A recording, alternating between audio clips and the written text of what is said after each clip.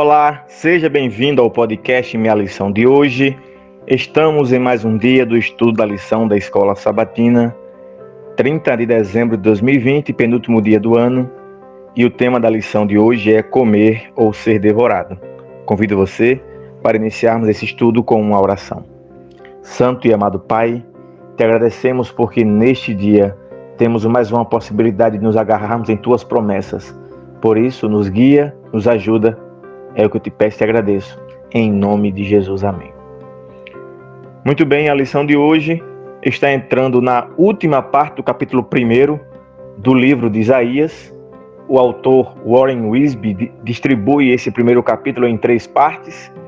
A primeira parte é quando Deus convoca o tribunal, nos primeiros versos. A segunda parte, quando Deus apresenta seu caso e declara a nação culpada. E aí depois Deus oferece aos acusados a oportunidade de se arrependerem e de serem perdoados. Desde ontem, a partir do verso 18, nós estamos nesta fração do primeiro capítulo, em que Deus oferece a oportunidade de retorno, de sair de uma situação de culpa, de uma situação de erro, se arrepender e voltar para os braços do Pai, agora fazendo o que é correto. E esta fração, que começa no verso 19 do capítulo 1 de Isaías, faz um chamado à condicionalidade das promessas. As bênçãos e maldições do povo de Israel eram condicionais. As maldições podiam ser evitadas e as promessas, as bênçãos boas, poderiam ser adquiridas mediante a obediência. Isso não é algo novo na história do povo de Israel. Se nós formos para o capítulo 30 de Deuteronômio, nós teremos ali as possibilidades que se ocorrem através das promessas condicionais de Deus. A Bíblia apresenta 2 formas de promessas: as promessas que são condicionais e as promessas incondicionais. Vou começar pelas últimas. As promessas incondicionais são promessas que independem da nossa vontade. Irá acontecer. Um exemplo são as profecias do livro do Apocalipse, e outro exemplo é a volta de Jesus. São promessas que, independente da nossa vontade, independente do que nós fizermos, elas irão acontecer. Então, essas promessas, como falei, as pragas, por exemplo, são coisas ruins, mas acontecerá independente da nossa vontade, mas as consequências virão para aqueles que não obedecerem. Por isso que esse grupo é o grupo das promessas incondicionais. Nas promessas condicionais, nós temos aqui aquilo que se promete ao ser humano por Deus, que mediante obediência virão boas coisas. E assim Deus convidou o povo de Israel para cumprirem essas promessas. Apesar que nestes versículos nós vemos a retratação da corrupção da estrutura social, e o juízo era iminente por causa da falta da justiça e da retidão.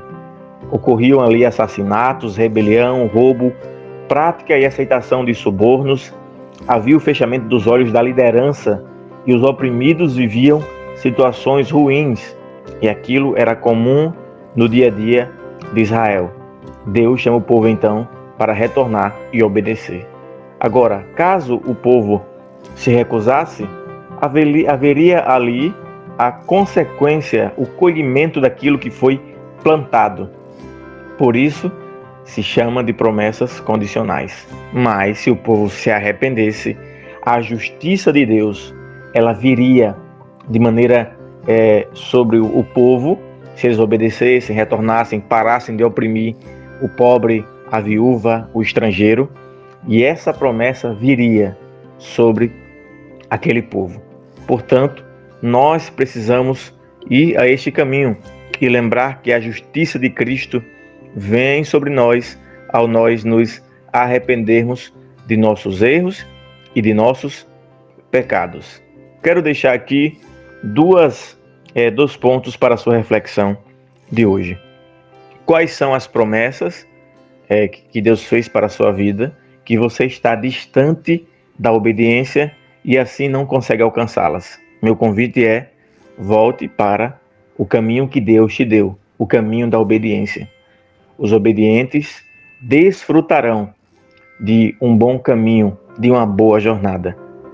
Desfrutarão porque estarão sempre ao lado de Deus. Segundo, quais são os pontos que você está em desobediência?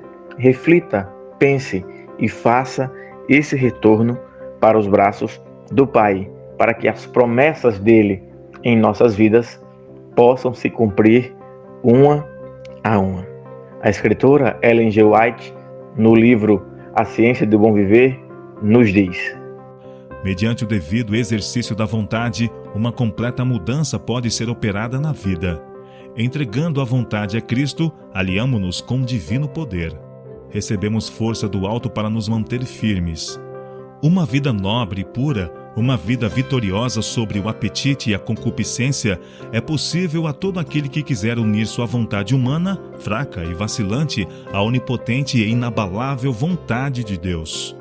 Querido amigo, querido irmão, que me ouve esta manhã, que Deus possa guiar a tua vida, que cada promessa que Deus fez para você possa se cumprir e que nós possamos ser obedientes à vontade de Deus em nossas vidas. Um forte abraço, que Deus te abençoe e até o próximo podcast.